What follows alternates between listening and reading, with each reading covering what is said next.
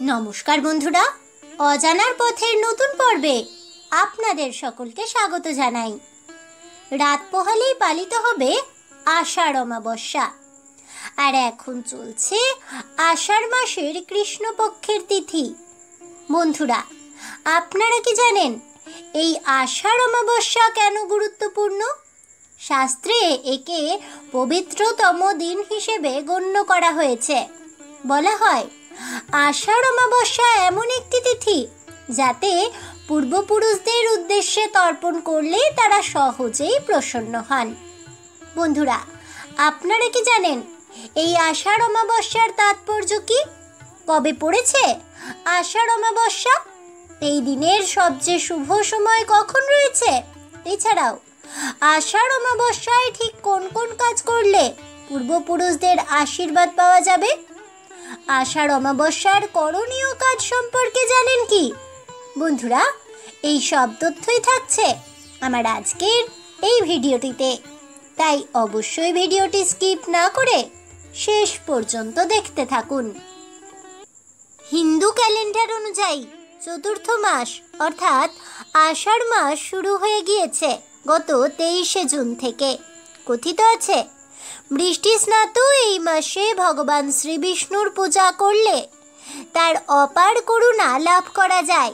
আষাঢ় মাসে অনেক গুরুত্বপূর্ণ উপবাস ও উৎসব পালিত হয়ে থাকে চতুর্দিকে।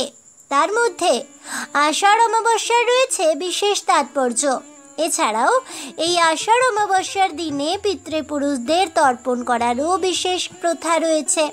ধর্মীয় বিশ্বাস অনুসারে অমাবস্যার দিনে পূর্বপুরুষেরা তাদের পরিবারের সদস্যদের কাছে মর্তে নেমে আসেন, তাই তাদের পছন্দের জিনিস দান করে বিশেষ আচার পালন করা হয়ে থাকে এ সময়। এটি করলে তারা অত্যন্ত প্রীত হন এবং পরিবারের সদস্যের উপর আশীর্বাদ বর্ষণ করে থাকেন বলেই মনে করা হয়। প্রতি অমাবস্যার মতোই আষাঢ় অমাবস্যার দিনে পবিত্র নদীতে স্নান ও দান করার বিশেষ তাৎপর্য রয়েছে বলেই মনে করা হয়। এদিনে সূর্যোদয়ের সময় গঙ্গা স্নান করলে তা খুবই শুভ। সামর্থ্য অনুযায়ী দুস্থদেরও দান করা উচিত। পঞ্চাঙ্গ অনুসারে আষাঢ় অমাবস্যার দিনে শিববাস যোগ গঠিত হতে চলেছে, অর্থাৎ এদিনে দেবী পার্বতীর সঙ্গে কৈলাসে উপবিষ্ট হন মহাদেব। এই পরিস্থিতিতে আষাঢ় অমাবস্যার দিনেও যদি ভগবান শিবের আরাধনা করা যায় তবে তা অত্যন্ত শুভ বলেই বিবেচিত হয়। আষাঢ় অমাবস্যার দিনে পিতৃপুরুষদের নৈবেদ্য নিবেদন করা অত্যন্ত শুভ ও ফলদায়ক বলেই মনে করা হয়। কথিত আছে যে অমাবস্যার দিন পিতৃপুরুষেরা মর্তে নেমে আসেন। বিশেষ আচার নিবেদন করা হলে ভীষণ খুশি হন এবং অপার আশীর্বাদ বর্ষণ করেন পরিবারের সকলের উপর। যে গৃহে পিতৃপুরুষের আশীর্বাদ বজায় থাকে সেই গৃহে সর্বদা সুখ সমৃদ্ধি ও সমৃদ্ধভাবে সকলের জীবন ভরে ওঠে। তবে মাথায় রাখবেন যে পিতৃপুরুষদের তর্পণের সবচেয়ে শুভ সঠিক সময় হলো সূর্যোদয়ের পরে। বর্তমানে আষাঢ় মাস চলছে এবং 5ই জুলাই আষাঢ় মাসের অমাবস্যা পালিত হবে।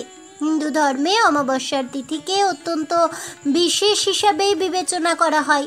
এদিনে পূর্বপুরুষদের তর্পণ করা হয়, এছাড়াও দান করা হয়ে থাকে। এটি পূর্বপুরুষদের কাছ থেকে আশীর্বাদ বয়ে নিয়ে আসে। এছাড়া আষাঢ় মাসের অমাবস্যা তিথিতে ভগবান শ্রীহরি, শ্রী বিষ্ণু ও মা লক্ষ্মী দেবীর এবং ভগবান শিবের পুজো করার রীতিও প্রচলিত আছে।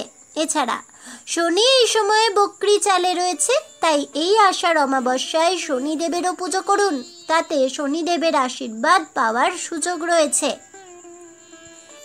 আষাঢ় অমাবস্যার সময়সূচি।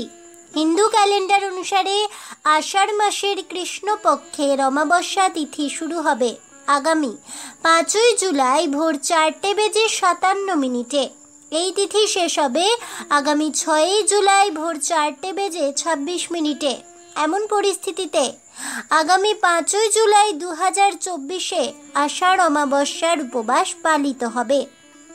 পিতৃপুরুষদের আত্মার শান্তির জন্য প্রতি মাসের অমাবস্যা তিথিতে দান ও নৈবেদ্য নিবেদন করা অত্যন্ত শুভ।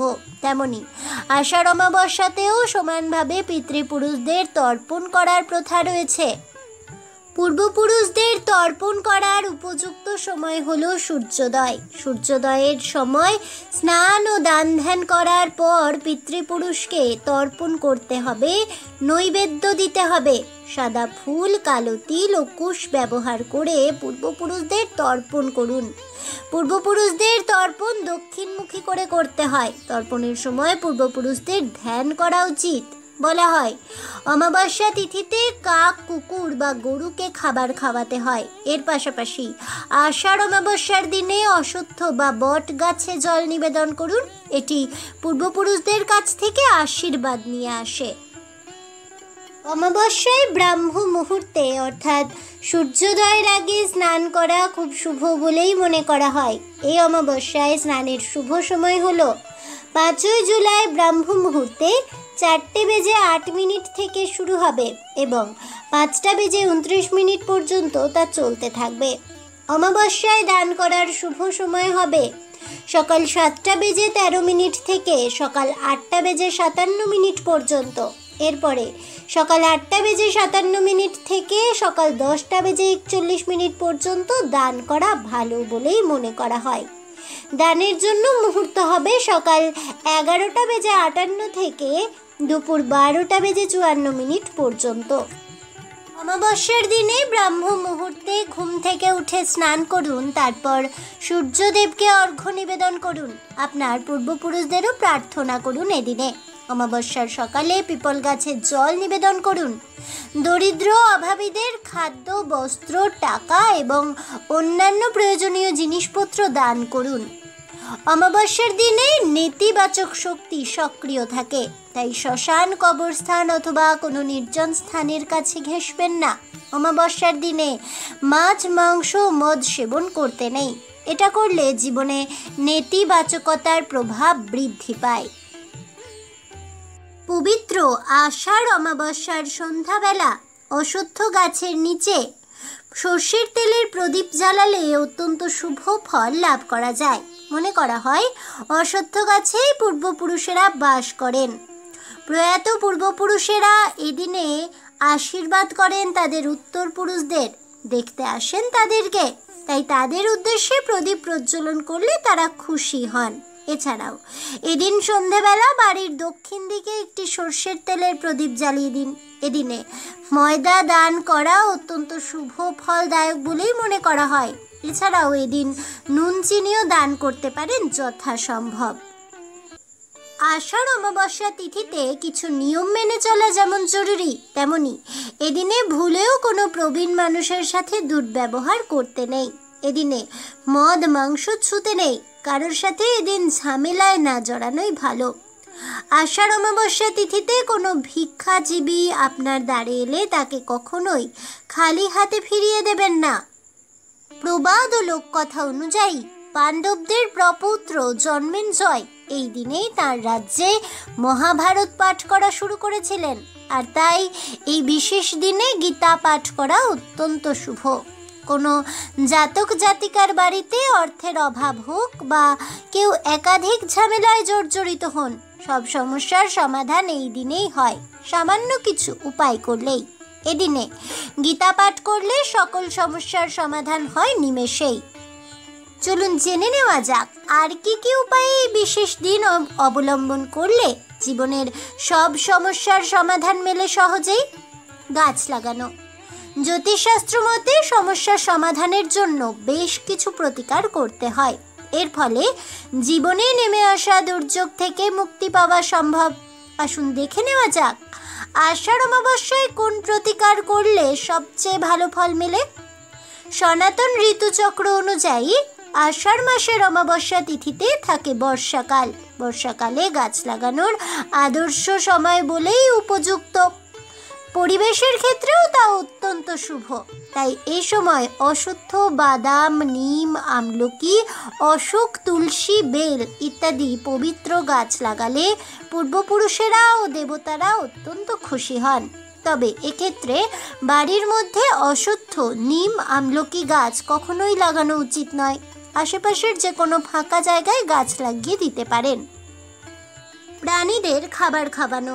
জীবনে অনেকেই ছোট হোক কিংবা বড় নানা রকমের পাপ কাজ করে থাকেন। সেই পাপ থেকে মুক্তি পাওয়ার জন্য আষাঢ় মাসের অমাবস্যা তিথিতে কালো পিঁপড়েকে চিনি মেশানো ময়দা খাওয়ানো খুব পবিত্র বলেই মনে করা হয়। এর পাশাপাশি আষাঢ় মাসের অমাবস্যার দিনে পুকুরে বা যে কোনো ছোট জলাশয়ে আটার মণ্ড তৈরি করে তা মাছকে খেতে দিলে জীবনের ছোট বড় যে কোনো সমস্যার সমাধান হয়ে যায় সহজেই। শনির দোষ কাটানোর উপায়। অনেক মানুষ আছেন যাদের জন্মছকে শনি দোষ থাকে। সেই দোষ মুক্ত করতেও এই অমাবস্যার দিন সন্ধ্যাবেলা অশ্বত্থ গাছে জল দেওয়া খুব শুভ বলেই মনে করা হয়। সেই সঙ্গে কর্মফলদাতা ভগবান শনিদেবের যে কোনো দশা কাটানোর জন্য অশ্বত্থ গাছের তলায় সর্ষের তেলের প্রদীপ জ্বালিয়ে শনি চালিসা পাঠ করা এদিনে খুব শুভ বলেই মনে করা হয়। লক্ষ্মী লাভের উপায়। আষাঢ় মাসের অমাবস্যা তিথিতে সন্ধ্যার সময় বাড়ির উত্তর পূর্ব দিকে অর্থাৎ ঈশান কোণে ঘিয়ের প্রদীপ জ্বালানো খুব শুভ বলেই মনে করা হয়। তবে এক্ষেত্রে তুলোর পরিবর্তে লাল রঙের সুতো দিয়ে সলতে তৈরি করতে হবে। এরপর প্রদীপে সামান্য কেশর বা জাফরান দিয়ে তা জ্বালালে খুব শুভ ফল পাওয়া যায়। মনে করা হয় এর ফলে ধন সম্পদের দেবী মা লক্ষ্মী খুব প্রসন্ন হন, আর মা লক্ষ্মীর আশীর্বাদে বাড়িতে অর্থের অভাব থাকে না। সমাজের দুস্থ লোকদের খাওয়ানো এবং দান করাও শুভ। এদিনে দুস্থ মানুষকে খাওয়ালে পূর্বপুরুষেরা অত্যন্ত প্রীত হন এবং দেবতারা খুশি হয়ে আশীর্বাদ বর্ষণ করেন সেই ব্যক্তির জীবনে। আজ এ পর্যন্তই। তাহলে বন্ধুরা, আষাঢ় অমাবস্যা কি এবং কেন এই আষাঢ় অমাবস্যা এত গুরুত্বপূর্ণ, কেন এত মাহাত্ম্য ও তাৎপর্যপূর্ণ, এবং আষাঢ় অমাবস্যার সঠিক তারিখ ও শুভ সময়সূচি এবং পুজো করার শুভ সময়, এছাড়াও আষাঢ় অমাবস্যায় পূর্বপুরুষদের খুশি করার উপায় এবং লক্ষ্মী লাভের উপায় ও জীবনের বিভিন্ন সমস্যা সমাধানের সহজ উপায় সম্পর্কে জানতে পেরে আপনাদের কেমন লাগলো অবশ্যই আমাকে কমেন্টে জানাবেন। ভিডিওটি ভালো লেগে থাকলে লাইক শেয়ার করতে ভুলবেন না। আমার চ্যানেলের নতুন বন্ধু হয়ে থাকলে চ্যানেলটিকে সাবস্ক্রাইব করে দেবেন। পাশে থাকা বেল বাটনটি প্রেস করে রাখবেন নতুন ভিডিওর নোটিফিকেশন পাওয়ার জন্য। দেখা হচ্ছে পরের ভিডিওতে, তাই সকলে ভালো থাকুন, সুস্থ থাকুন, আর অবশ্যই সঙ্গে থাকুন আর দেখতে থাকুন অজানার পথে।